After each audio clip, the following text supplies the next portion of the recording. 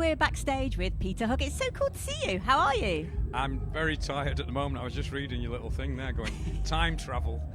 And that's what it feels like today. It feels Tell like us where you were yesterday. I was in Antwerp yesterday, so we finished a gig about 11:30 and then we had to get straight on the bus. Straight through, and then the customs took great delight in France in dragging us all out, making us x-ray all our luggage at 3 o'clock in the morning. How dare they? How dare they? Don't they know it's Peter Hook? And came through, and then they did it again on the English side.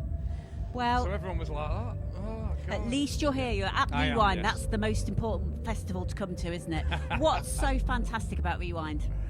Well, I mean, I am a product of the 80s, and so is my group.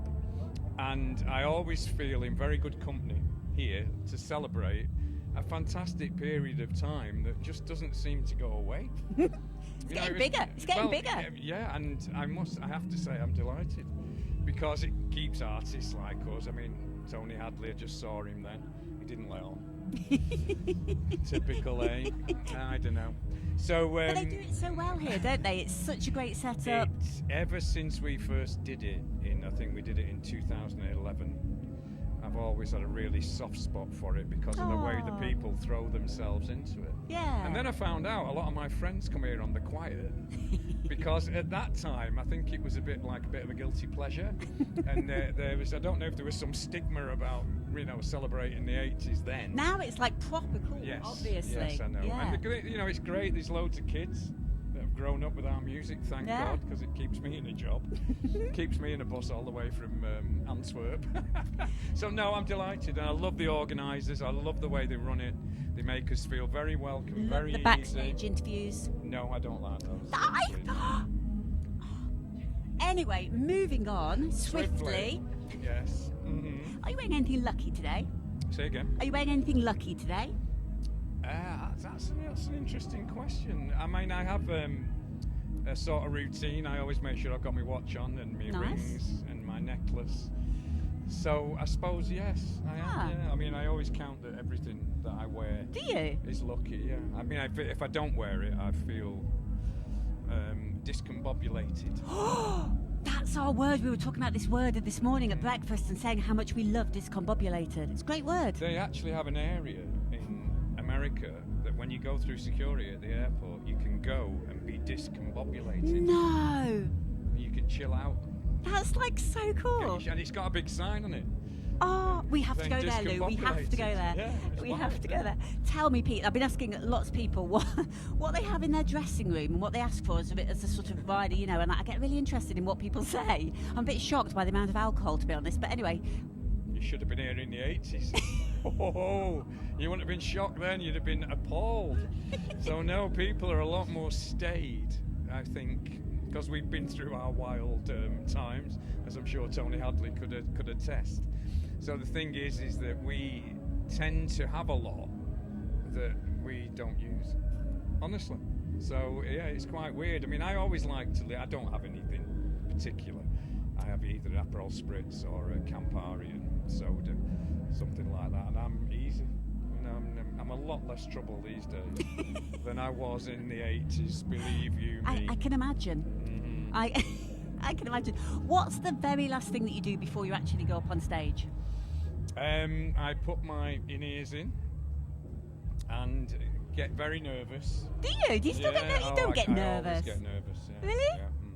It's part of the thing of wanting to make sure that you do your best and making sure that people are happy and satisfied, because the thing is that, without them, I'd be absolutely nothing. We have to tell the people that there's a very happy woman outside that's got one of Pete's tops that he took off, covered in sweat, that she's not washed, and she wants it. Yeah. Yes. She's had it signed, hasn't she? And there is a collection on the internet of my tops that most people don't wash, but can you send us one that we can give away on Loving80sMusic? What, a sweaty one? Yeah.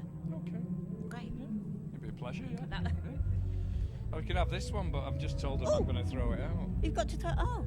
Well, maybe you could get us another one. We'll get you another one. Yeah, lovely.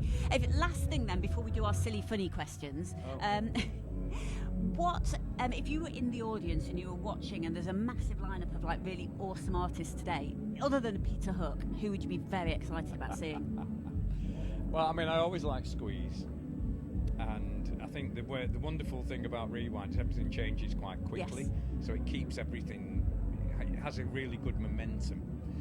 So no, I mean, I'd be up for Squeeze. Cool. I mean, Good a lot answer. of these, it's quite funny because, when you go through how much you've shared with all these artists, it is a hell of a lot. Are there lots of stories about you? No. Have you not read my book? Well, don't. Oh,